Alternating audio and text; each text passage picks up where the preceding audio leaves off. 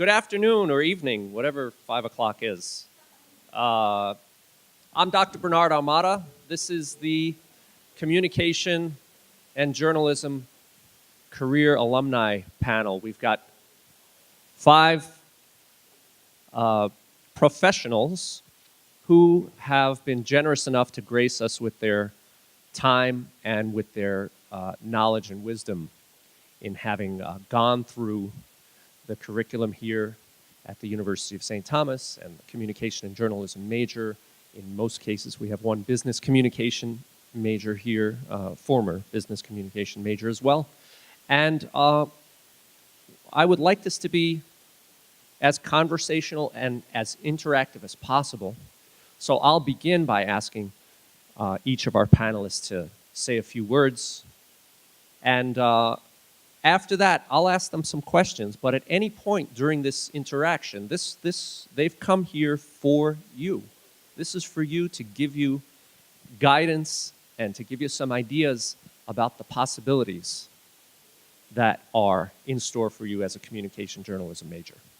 And so take advantage of that and raise your hand. I'm happy to run out with the microphone and have you ask questions of our panelists at any point during this discussion here today. So let's begin. Our 5 panelists in the order from your right to left is Andrew Brinkman, who is, oh, I should have my glasses on for this. I want to get this correct. He graduated in 2017, and he's a media specialist at Hosanna Church, which is where? In Lakeville. Shane Delaney graduated in 2010, which he just pointed out to me, before the Communication Studies Department and the Journalism and Mass Communication departments had merged. So he was a double major? Technically, yeah. Technically in Communication Studies and Journalism and Mass Comm. And he is currently the Director of Communications at the Minnesota Department of Employment and Economic Development. Next to him is Claire Healy, who graduated in 2015, and she is a Senior Program Associate at Partners in Food Solutions, a nonprofit. Next to Claire is Christopher Job, who graduated in 2012, and he is a producer for WCCO TV. He also loves to binge watch Netflix shows. He loves tennis and golf, and his favorite ice cream is chocolate chip cookie dough. Or so the web tells me. And finally, we have Claire Rosé, who graduated just in 2017, and she is an assistant in digital advertising operations at Hayworth Marketing and Media. So let's welcome our 5 panelists. Thank you again for joining us today.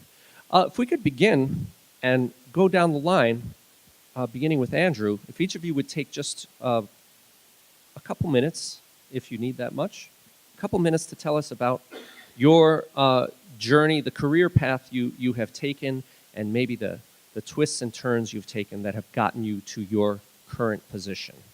And so remind us, each of you, what your current position is as you begin to speak, and just tell us, in your own words, how you got to where you are. Andrew, let's begin with you. Great. Well, thanks everyone for coming out. This is awesome. There's a lot of you guys here. This is actually really encouraging because I think that I don't want to speak for the other panelists, but I think we all have a lot of good experience to share, and I'm excited to hear from them too. But so I'm a media specialist at Hosanna Lutheran Church in Lakeville, and I've always had a passion for visual storytelling. I loved cameras growing up. I'd make movies with my brothers, that kind of thing. And so I always liked writing too, and after high school I decided that I wanted to do something that involved cameras and writing, so I chose journalism. And got here, I just missed the deadline to apply for Tommy Media by like a week, I think, when I was in my senior year of high school, so I had to wait a semester to get back in. But I was in Tommy Media for about 3 semesters. I was chief video editor, chief photo editor, and a reporter. And I was in the film club here. So throughout that time, I also did freelance video production in the Twin Cities. I shot weddings, did a lot of talking heads, that kind of thing. And after graduation, I was working with a Kickstarter entrepreneur. The campaign raised about $29,000, which is pretty exciting. That was something I hadn't done before. But through him, I got a connection to this church in Lakeville. And so about a month after I graduated, that's when I started there.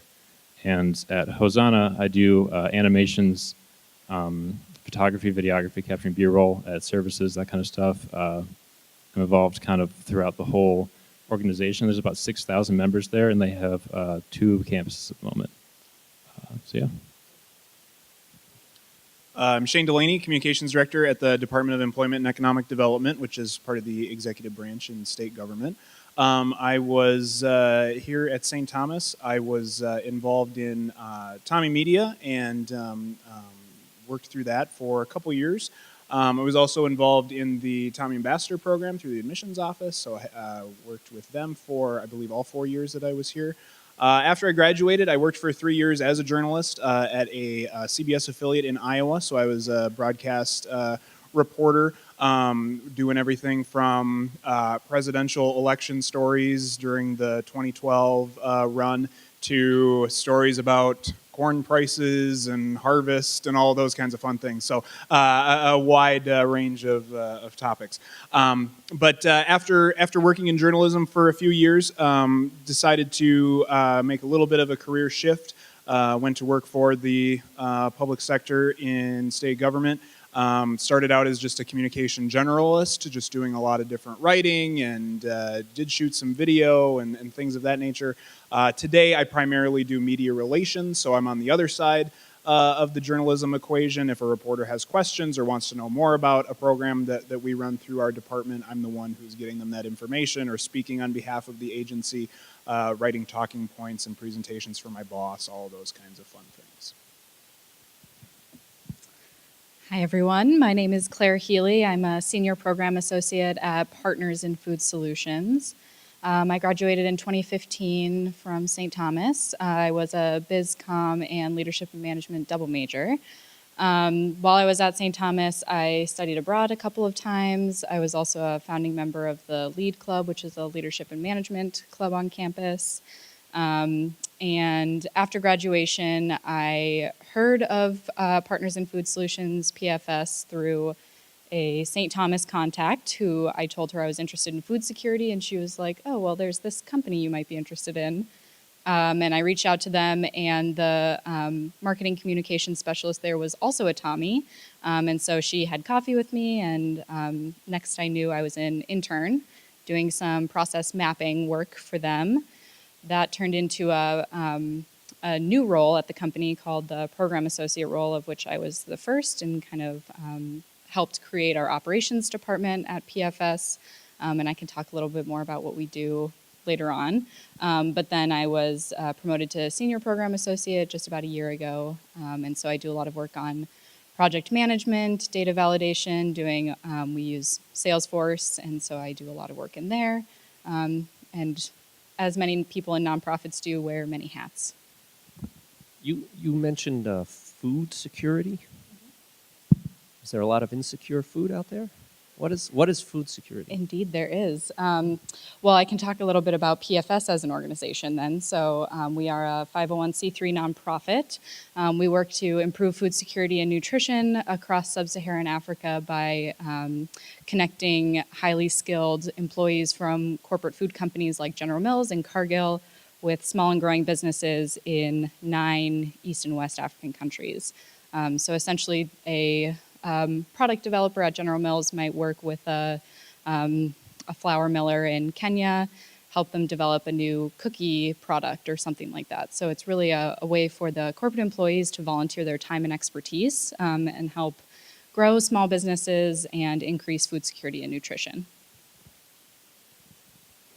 All right, my name is Christopher Job. I graduated from COJO in 2012. Right now I work on WCCO this morning, so my shift typically starts at 11 p.m. and it's right now way past my bedtime. I also worked for Tommy Media for a couple semesters here at St. Thomas, and then after that, I started out down in Jefferson City, Missouri, at the CBS affiliate down there, also on the morning show. And after a little over a year, I started working in Madison, Wisconsin, and spent 4 years there on the morning show, and then also doing our 4 p.m. afternoon show. And then 6 months ago, I started working at WCCO. Hi, my name is also Claire. I am a digital ad ops associate actually at Hayworth. That changed a couple weeks ago, so that was fun. I graduated from UST in 2017. I was on the advertising PR track within COJO. I helped start the on-campus ad agency or communications agency, Tommy Communications, and I think that's still running. So, yep. Okay, good. Yeah, so that was fun, and that was a lot of great experience and just kind of getting a feel for how advertising works, what it's like to work with clients, the entire process from start to finish of putting together an ad campaign or a communications campaign. And so today what I do is I work in the ad ops department, so we're in the activation end of campaigns, so we're kind of the last step in getting things live. We traffic campaigns is what we call it. So we just basically put ads on the internet, and then we make sure that they're running, and then we report on it. So, yeah. Thank you. Did you all have jobs waiting for you when you graduated? Were any of you unemployed for a while? Claire? Yes, as a business major, I had a lot of friends who were in finance and accounting who their summer internship from the year before was turning into a job the next year. I see some nods. That sounds familiar. That was not the case for me. Management and communications tend to be, people consider them soft skills, and so they're not as easily translatable directly into a job. But that doesn't mean they're any less important. And I think I heard a theme among my fellow panelists that networking and word of mouth really helped get work after school. So yeah, I had a couple months after graduation where I was really, really looking and had a lot of internship offers that weren't exactly what I was looking for because, you mass apply from the career development website and things they're not exactly perfect. And so really networking helps with that a lot. Anyone else? Did you all have jobs waiting for you right after? Okay. No, so I got my job through a connection at St. Thomas, actually. Just kind of went and got coffee with this person one morning, and he was like, "Oh yeah, well, we're hiring, so just send me your resume." And I sent that in, and then obviously interviewed and stuff like that. And then a couple weeks later, I got an offer. So yeah, networking was really, really helpful. I actually only didn't have a job for about 2 weeks. So Nice. Good. How many of you have had internships? Show of hands. Looks like maybe a half or a third of you. Did you all, those of you who had internships, would you speak to them about the importance of internships, if you, in fact, you thought they were important? I interned at WCCO for a semester, and it was good to get a lot of firsthand, real-world newsroom experience. I also interned for a couple summers at a smaller TV station in Sioux Falls, South Dakota, where they actually let you do work. So that was nice as well. I would say the other thing, internships are definitely important and good for your resume. I would say the other thing that's really good and important for your resume is just the experience. So any sort of opportunity you have to do real world experience, i.e. Tommy Media or Tommy Communications or whatever, those are things that, especially coming straight out of school, employers will look for when they're looking for that experience and what you've done on your resume. I will add to that too, volunteer work can also be an experience. Unpaid internships are the worst. Volunteering at least gives you a little sense of satisfaction, but that's also real world life experience that you can put on your resume.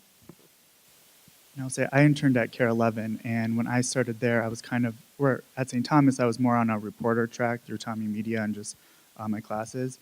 Um, but it was at Care 11 where I realized like I kind of actually would like to do producing and stay behind the camera and do some more behind the scenes work. So that internship kind of helped me figure that out.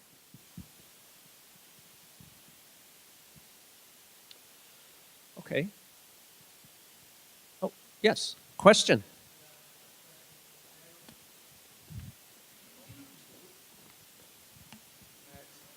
Thank you.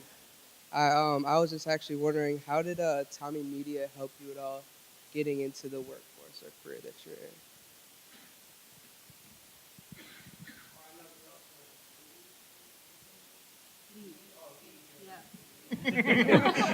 We have a TV star, former child actor here.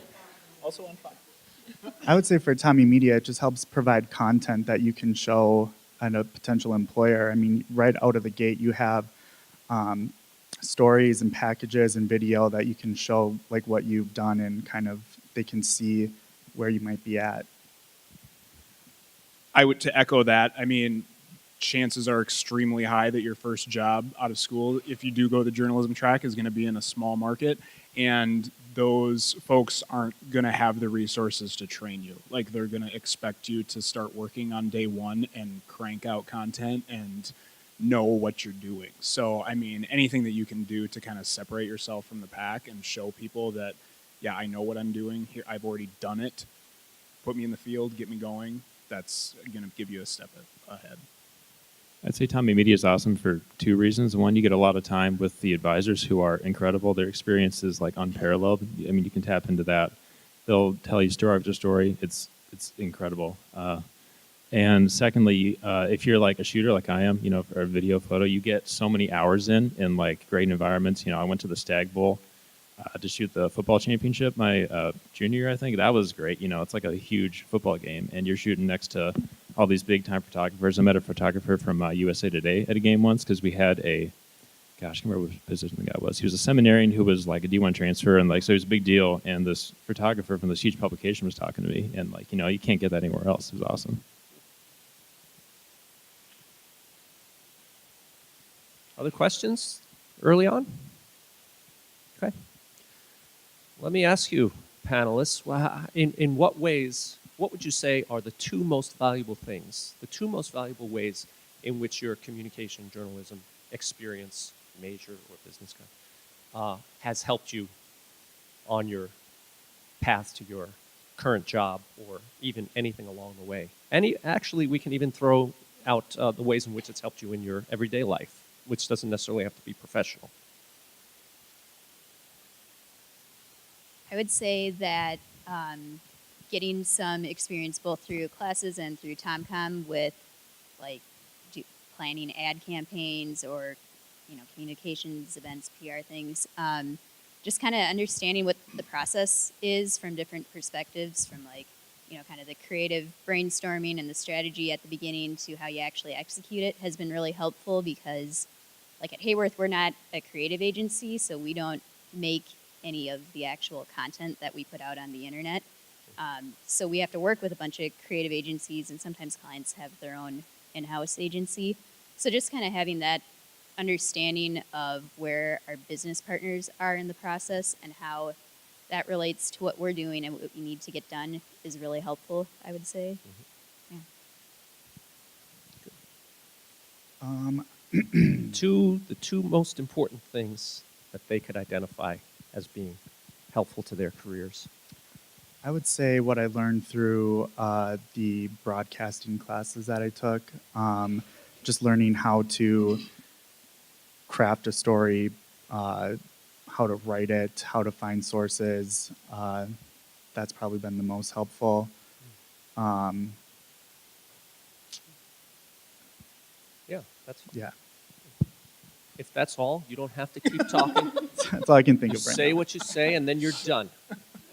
That's fine. I have two that immediately sprang to mind. So the first is that I took Dr. Sauter's study abroad in South Africa. It was Culture and Communications in Post-Apartheid South Africa. Unfortunately, he does not offer it anymore, so I am sorry that you missed out. It was a great course. But that and another communications course in another study abroad semester really encouraged me to be passionate about cross-cultural communications, which kind of led to a really deeper interest in becoming a global citizen, which is something that St. Thomas really promotes, and I've really come to appreciate about my education at St. Thomas since graduation. So that was one. The second is I mentioned soft skills earlier, and these are the kinds of things that you're going to need in any job, no matter what industry, no matter what role you're in. You're going to need to understand how, especially when you're young and you're new in your career, you're going to need to understand how to influence up and be able to position yourself in a way and communicate your strengths in a way that helps, manage others' perceptions. And, you just have to really think strategically about how you position yourself in a role. And communications is one of the most outward ways that you can express that. So that definitely, it took me a long time to learn that lesson, but reflecting back, my time in those classes really did help with that. And so when you say soft skills and that it took you a long time to learn that lesson, are you talking about oral communication? Talking about written communication? What specifically? By the way, I'm looking at my watch here in an annoying way. I don't mean to seem distracted, but I lose track of time very easily, so I've got my watch set on 15-minute intervals so I know where we are in this program. Yeah. I think that it was all forms of communication. In my particular role, I work in an office, and I work with folks on another continent, in different companies, and so I write a lot of emails. So for me, it was written communication. And a big part of my role is taking in a lot of information from multiple sources and kind of synthesizing it and then putting it out to my audience in a way that is really clear, communicates a message, but also takes in the audience and how they will receive the information. And so being able to really think critically about all of that information and then present it in a way that is, really appealing to your audience, that is something that I have really learned to do in my work setting. So it's a little bit of all types of communication, but for me personally, it was writing emails. I would say one of the most important things that I learned was, towards the end of my time here when I was out searching for jobs and applying for jobs, especially in the journalism field, and I'm sure this is true in other fields as well, but these fields and the world in general, I guess, without sounding too philosophical, is like a lot smaller than you think. I mean, chances are, especially like with LinkedIn and everything else. When I was in college, Facebook, it wasn't a thing.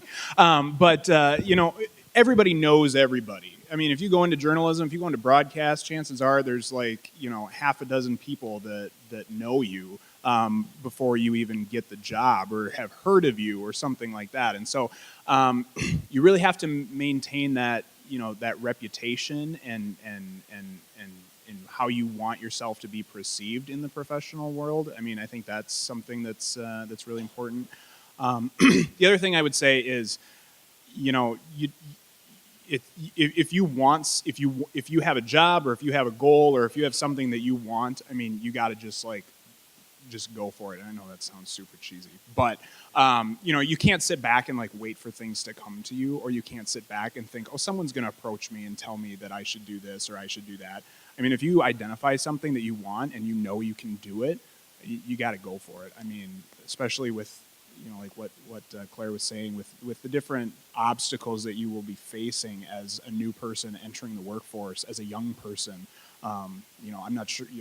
I'm a millennial. I don't know what they call what your generation is called nowadays, but it seems like everybody over 18 and under 25 is a millennial, which drives me nuts. But you guys will, you'll be, you're gonna be seen in sort of a different light, and so you really gotta prove yourself and show people that you have what it takes and you can do it. So when you say go for it, Grandpa Delaney, what does that mean? It means if you see if you see a job and you're like, man, that'd be awesome, but I don't know if I have the skills for it, or I don't know if I could do that, or if you meet the requirements, you think you have what it takes. I mean, go for it. Put yourself out there. Take risks. Don't be afraid. I mean, obviously, if you're not qualified, then don't do it. But I mean, if you think that you could do something and you could take a job, or if there's a position, if you get a job and 6 months into it, there's a position that opens up and it's a promotional opportunity, don't sit back. I mean, show folks that you're willing to go out there and get after it. I mean, that's something that I learned really quick shortly after I graduated. I wish I would have learned it a little sooner, but it's something that like I said, I learned fairly quickly, and I've applied it moving forward, and it's worked out well. But just don't sell yourself short. Don't think you can't do something. So shift it into the hands of a potential employer to turn you down rather than you turning yourself down before you've even given it a shot. Yep. Oh, that's good. Great. Thank you. Yeah, Andrew. I think one of the biggest things I learned here was how to be a good storyteller. And okay, you can't, that's what is a good storyteller, right? Well, I think one of the first things is learning how to shoot steady sequence video was one of the biggest applications that I took away to my new job, because they tell me to go to an event like there's baptism going on. So you got to find ways to create a sequence of video or pictures out of a baptism, that kind of thing. You can apply it to just about anything. Find that character or that sound or that light that kind of helps you move the story forward. That's like your thread to draw the story out of what's happening, and then put that into a video piece, or maybe like a story with a picture and some copy, that kind of thing. Because I did a lot of that at Tommy Media, and through some of my media production classes, some of them I was able to create little short films with Dr. Greg. That was really fun. So it's taking all of what you see around you and crafting that into a story, I think, is one of the best things I learned how to do here, which is not something you can really teach overnight. It's just a lot of shooting, editing, writing over and over, repeat it again and again. And there's a lot of hard work and dedication that goes into that. But the more you do it, the more you get deadly with the camera, I guess you could say. You begin to develop as a storyteller, and that's one of the most exciting things, is to look back on your stuff. And when you finally get to a point where, well, I'm not even there yet, honestly. I make something, I'm like, oh, the next day I just hate it.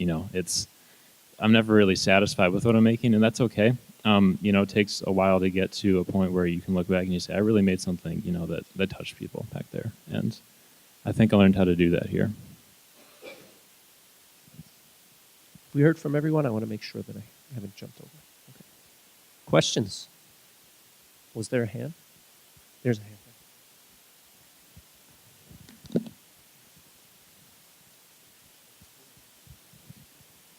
So what specifically drew you guys to communications, as far as career-wise, and not going into accounting or to other business realms, specifically communications? Well, I started off as an English major, thinking that I wanted to go to law school, and then I got a job at St. Thomas's Law School and realized pretty quickly that I did not want to go to law school. And so, I had taken a COJO class, I think my freshman year, it might have been yours, I don't remember, just kind of on a whim to see if I liked it, and I did. And so kind of after a while, I realized that, the options that I had as an English major, I mean, there were options, but it wasn't anything that really sounded that, striking to me. So that's when I went back and, kind of found a path within COJO that at least interested me, and I thought, I could actually do this, for 40 hours a week. And so then I ended up double majoring in COJO, and I count my blessings every day for that. That was the best decision I ever made in college. So. Why? Why was it so? Because I really like my job. That's great. Yeah, I do. Yeah, no. The work itself can be kind of not fun sometimes. Clients can be a real pain, but I mean, they're the ones with the money, so that's the way it is. And but yeah, it's a really fun work environment, both at Hayworth and just kind of in the industry as a whole. We have a lot of networking events. We get to meet other people from different agencies. So it's fun. I like it. Growing up, I was always interested in television, and I remember going to news stations and stuff, like in Boy Scouts and things to tour, and just kind of being in awe of everything that I saw there and thinking, like, I want to work in this, I want to do this. And then when I was younger, too, I remember I was always, like, making my brother and friends do plays and stuff, so I was kind of producing even back then before I really knew what it was. So then when I just was deciding what I wanted to do for college, I just kind of fell into that and figured that would be the right path. I grew up watching the news. It was on every night in our house. Just kind of knew that that's what I wanted to do until I didn't anymore. But the other thing that drew me to communication specifically is that getting back to sort of the soft skills thing, pretty much any industry, you can work in communication in pretty much any industry. I mean, healthcare, anything else. There's a number of different avenues that you can go with communication. Yeah, I think a little bit of that. Like, it's very transferable, I guess. There's a lot you can do with it.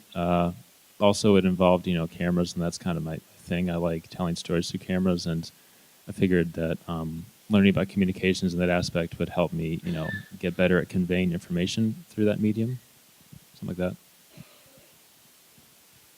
To be perfectly honest, I had enough credits, so I added it to my major. But it was a great major. Practical. I mean, I took all those classes, so obviously it was great. But what made you add that in particular instead of nuclear physics?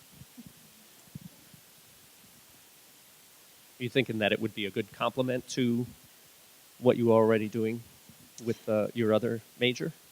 Yeah, I think that's definitely a fair judgment. It was a good compliment, and I was always talking a lot as a kid, and and I always loved taking leadership positions on teams and things like that, and great leaders, great managers need to know how to communicate, and so it's a critical skill for anyone to have, but especially when you're in a position of power or authority, it's important to know that your words have meaning and to know how to communicate things appropriately. Remember at any time. Oh, yes. Thank you, Max. Hi, I'm Gracie. What would you have done differently, and especially at your time at St. Thomas?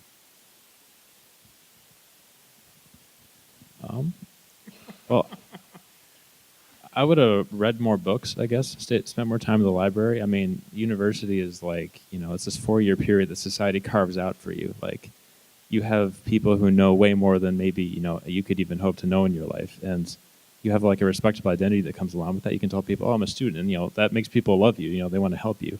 Like, I didn't do a whole lot of that, I guess. Because there's so much to learn, especially with the liberal arts degree that you get here. Like, you can become a much more well-rounded person than the average citizen, and that is huge. I mean, education is power, right? Like, it's power of the best kind to be able to articulate your ideas and help better society. It's really cool, and I wish I would have had that more in my scope, I guess, coming through here instead of just I'll just go, shoot something else, do that kind of thing.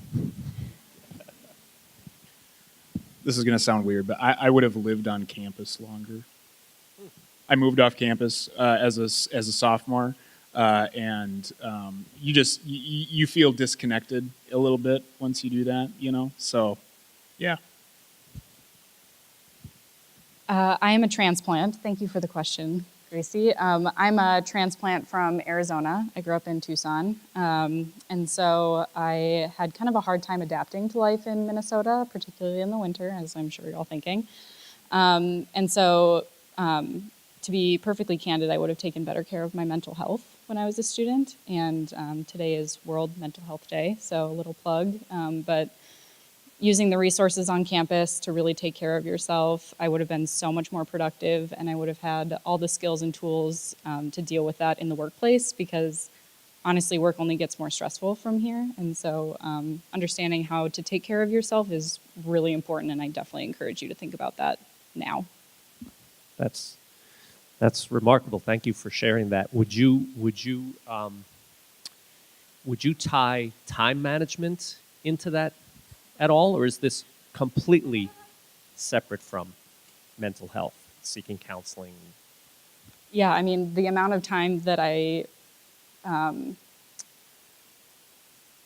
the amount of time that didn't end up being productive as a result of not taking care of my mental health, I mean, it's like just watching dollar signs go out the window pretty much. And so being able to recognize when you're struggling and seek out that help, I mean, it only makes you a stronger individual, but it also helps you recognize the signs in those around you as well. And so it's kind of a ripple effect sort of thing, and we can all help each other get better.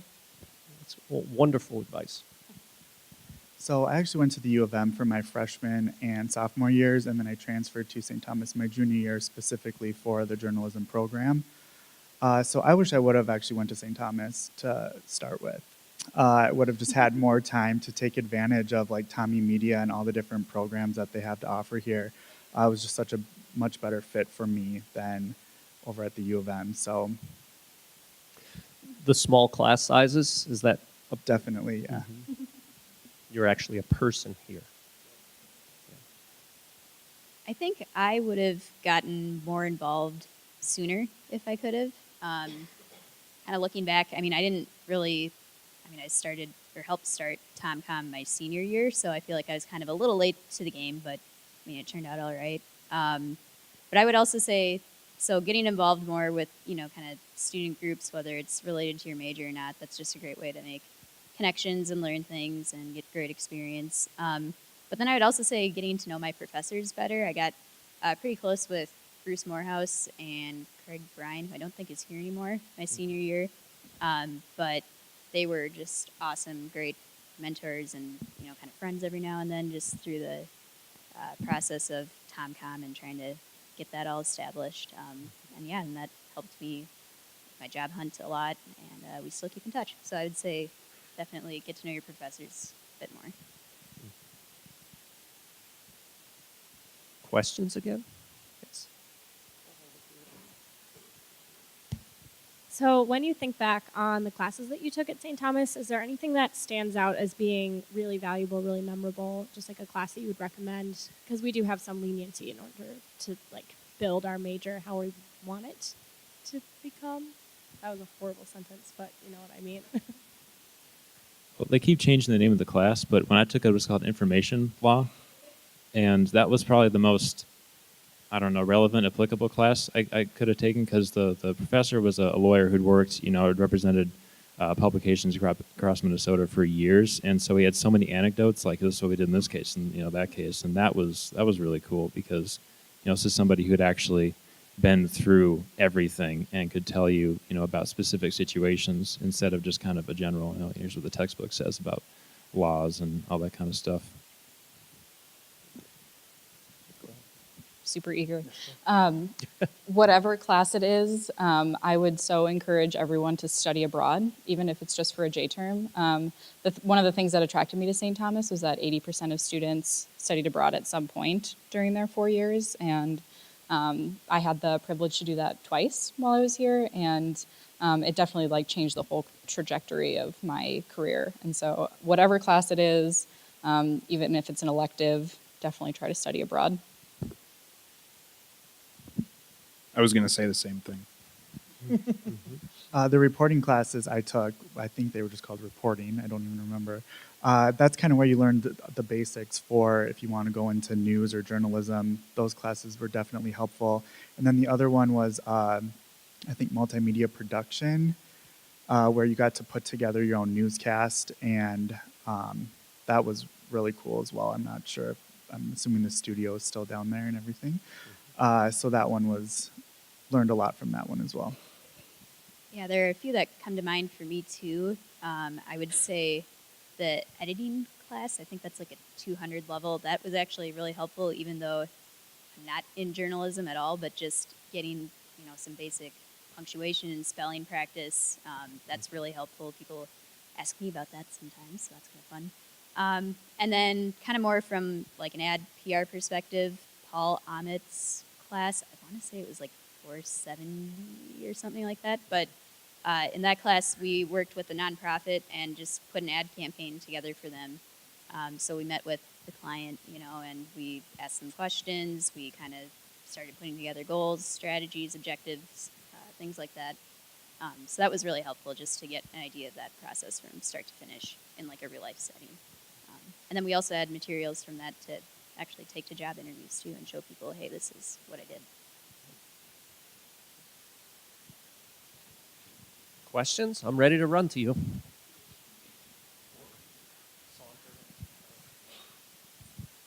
Hi, my name's Riley. I was wondering how you see yourselves growing in the next few years, or where you see yourself in like 5-10 years time.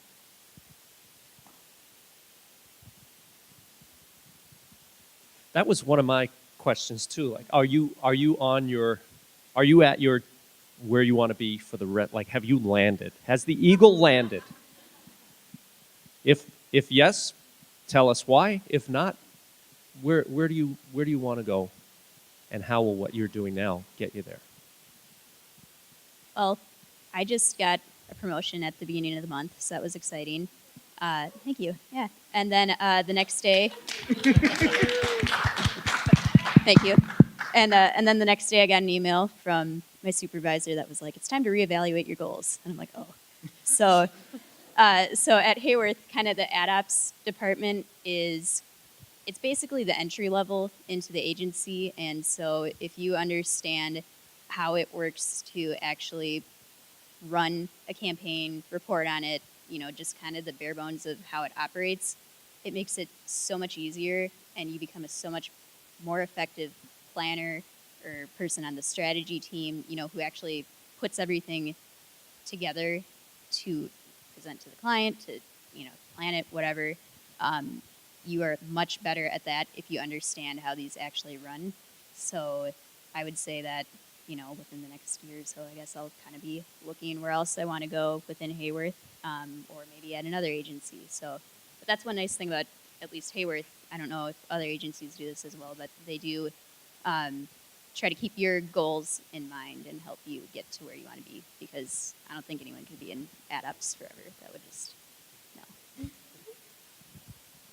no. My mom reminded me on the day I graduated, I said to her that something along the lines of, who knows, maybe in 5 years I'll be back in Minneapolis, because most people realize when you start out in news, you have to go somewhere small, kind of work your way up. So it was almost 5 years to the day, actually, that I got my job at WCCO and ended up back here. So in that sense, I kind of fulfilled that goal. Right now, I plan on staying there for a while, and I guess I kind of need to reevaluate my goals as well, what the next 5 years will look like. But yeah, for right now, everything's right on track. I am starting to think about what my next career move looks like. And I have gotten the advice from people that you should envision your dream job, and then talk to people who have that job and figure out how they got there. My problem is that I have no idea what my dream job is. And for me, the most important thing when I was looking was to find something that I really found fulfilling and rewarding, and that I would love doing every single day. And I am also a very ambitious, driven person, and so I have been, just kind of thinking about how I can move more into the management part of an organization, but I don't really have any, specific criteria other than it's great work that I love in a good organization. And I am looking to go back to school. I could not wait to go back to school after I left school. I love learning so much. So that's kind of what's on the horizon. Who knows, but something. I like where I'm at. You know, I like working for the public. I like being on the other side of the journalism equation and pitching stories and trying to tell good stories and help explain things and get messages out to the public. You know, I like working in the public sector. I like working for the government. That has its own challenges, you know, depending on who wins certain elections every 4 years can play, you know, a major role in whether or not you have a job or not. So we'll see what the next what happens in 6 weeks. But you know, I like the work I do. I like where I'm at. That's not to say that I'll stay there forever. Who knows? But right now, I'm liking where I'm at. Yeah, it's always a really good question to think about. 'Cause sometimes you catch yourself not thinking about it, and you know maybe that's maybe it's okay, maybe it's not. But it's always good to not be too comfortable, because that's kind of what drives you forward in doing the things that will help people or that you really want to do. I'm getting married in a few months here, so like that's kind of changing things a little bit. Shout out to my fiance in the audience there, Jordan. Also, I was an RA for 2 years when I was here, so my resident Zed is sitting over there too. Hey, Zed. Shout out. Yeah. So in the next 5 years, I mean, I've been kind of looking at, there's a lot of different things you can do with video. I'm starting to sell stock footage. That's something I never heard about, until I got out of school and I started researching more. So, I mean, there's a lot of things you can do with video production. I still do freelance video, and I'm forming an LLC pretty soon here. So staying in the communications world in this church is great, but going anywhere where I can keep telling stories and, get paid a lot for it, that's kind of what I'm looking at. Good. So we're coming on about 10 minutes left here, just to be aware of time. Grace?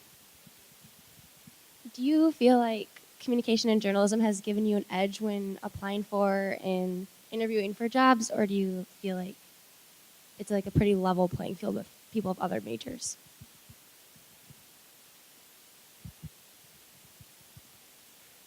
Take a moment. Think before you talk.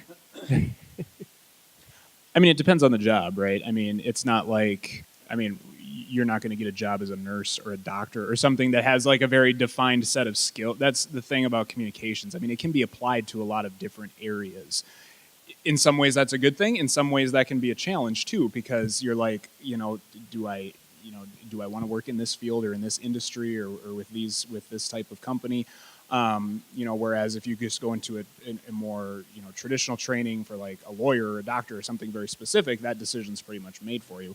But speaking from the state's workforce agency, I would say that there are a lot of jobs available right now, and there are not a lot of there are more jobs open than there are people looking to fill in Minnesota right now, and so that's definitely different than it was in 2010 when I was looking for jobs. But I mean, anything that you can do to separate yourself and to set yourself apart is still very, very important. And so all of those extracurricular activities that they have mentioned these past 50 minutes are ways in which you can set yourself apart. If you can say that you studied in South Africa for a J term, that's something that many other people won't be able to say. Anyway, continue, please. I would also say that, so yes, communications, there are a lot of options out there. That's really great. But a little piece of advice that I got when I was starting to put together my resume that's kind of related but also not, and that I've noticed as like my team has been hiring a bunch of people, we've had some turnover, but that it's also that when people are interviewing you, they're looking to hire the person too. So put things on your resume that make you stand out as a person, whether it's like special interests or things like that. I think I'd put on mine that like I like to find, local spots with really good nachos, and they remembered that with me. And then, when I started, they're like, "Oh, you're the nacho girl," and I'm like, "Yeah." So, just kind of things like that, to make yourself seem like a person that'll go a long way. Yeah, and to build on that, I think really the biggest piece of advice that I would offer, especially when you're starting to look for jobs, is to really start to get a good sense of who you are and what your strengths are. Self-awareness is a really, really important skill that can go such a long way. And when you start to understand, like, your communication style and your preferences to receive information, you kind of start to see that in other people too and learn other dimensions. And it just makes you a stronger individual overall, but it also makes you a really, really strong work candidate.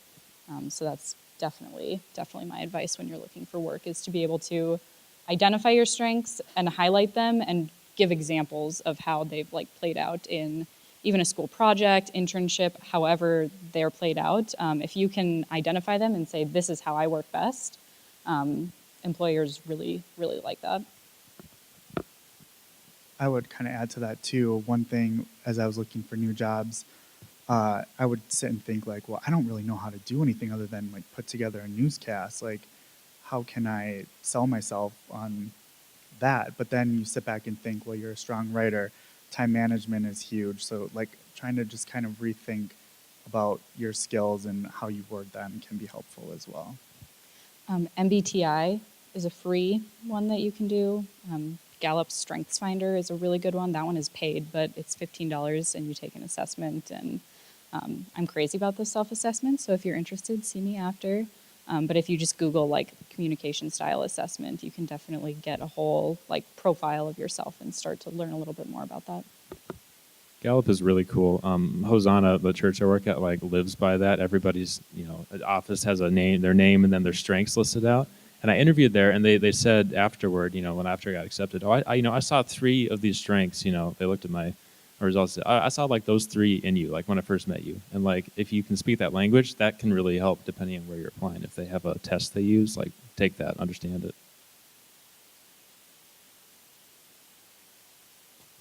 Okay. How? So you've spoken tangentially, or in some cases specifically, about writing. Would you say that the communication journalism department has helped you to become a stronger writer? Some of our, not all of our classes, but some of our classes are pretty writing intensive. And hearing you, Christopher, talk about you learn how to be a good writer by not in a writing specific class necessarily. Yeah, and there are still things to this day. I was telling Professor Vandergriff as we were setting this all up that there every day, or I should say every week, probably not every day, I think about something he's taught me, whether it's just, trying to write actively, using every word, the best you can, like really thinking about every word in every sentence and how to create strong sentences, strong stories, strong paragraphs.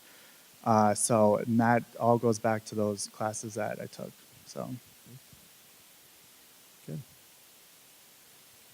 Anyone else? We've got 5 minutes. This is your chance, folks.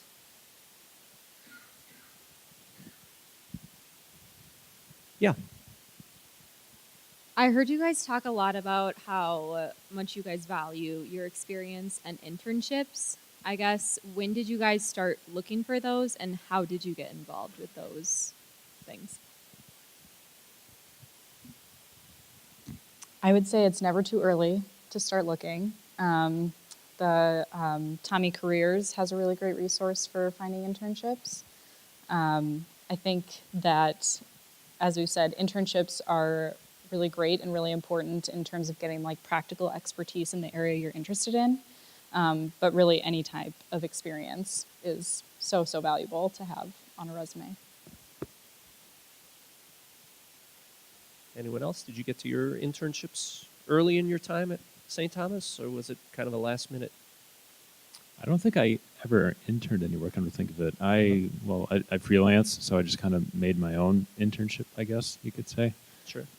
Yeah. Yeah, and then I worked at a small seminary in Minneapolis my senior year, but that connection kind of came through. I work at a lot of faith-based places, so networking is a big part. I guess, everybody knows somebody, so like the more people you talk to, I think they say that most of the people in the world are only like separated by like 2 or 3 connections these days. So like always, ask. Asking's always free is what I tell myself. Is LinkedIn worth their time? Should they get a LinkedIn account? Yes. There you have it. Also, the Career Development Center does webinars on how to improve your LinkedIn presence, which I highly recommend. Great. There's a question.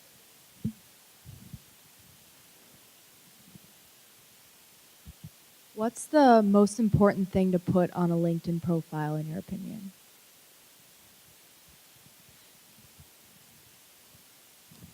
I can tackle this one because I've taken the webinars at the Career Development Center. So I think if you don't focus on anywhere else in your profile, look at your summary paragraph. It's the section that's immediately under like the header with your picture and your job title. And having communications background will come in really handy with this, because this is where you can really tell your story that doesn't come out through just listing your work experience. So being able to identify your strengths or, quirky things about you, those things like tell the story of who you are, and they really help you come alive in a profile that's different than you can do in a resume or just like listing your job experience. That, and if you have volunteer experience, there's a section for volunteer experience on LinkedIn, and I would definitely encourage you to use that as well. I think it's also important that you make sure that you're honest on your LinkedIn page. I know of some people who were kind of misleading in their background, their experience, their skills, and that's come back to bite them. So I would just make sure that you're honest. Yes. First of all, I want to say thanks for coming. This is always a highlight of the semester for me to see former students come back and help the current students to kind of get a sense for where they might go with their COJO major. But I want to ask an indelicate question because I'm old and I can do that. What about the financial part of your jobs? I think that a lot of people that have come through and spent so much money at St. Thomas, and they see their accounting friends and their engineering buddy, and they're thinking about all the money that everybody's going to make.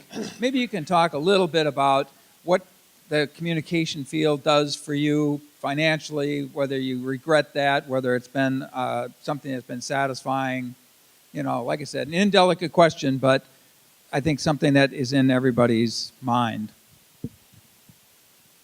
In other words, if you would talk about the suffocating debt that you find yourself in and wonder how you're going to pull yourself out of it, please. I'll go. I started my career at a small TV station in Iowa. I made $600 more than what the cutoff was to qualify for Medicaid. So, it was like, that's the reality. Everybody says you're going to start out not making a whole lot, but that's the truth. So, just know that going in. Is it doable? Obviously, yes. We're all here. We survived. Personal note, I did pay off my student loans last year, so I'm debt-free. Yay. Wow. Thank you.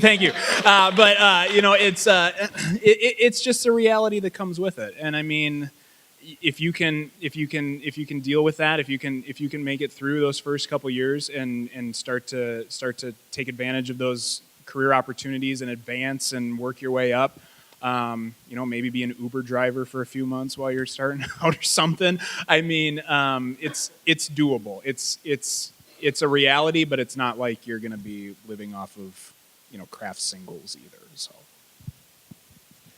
I would also add that you have made an investment in yourself, and that's really what that student loan debt reflects. It's very unfortunate that you have to pay that every single month, but it really was an investment in yourself, and it really will pay off in the long run. And I am also so in support of having a part-time job while you're working full-time, especially when you're young and you have few commitments like children and marriages.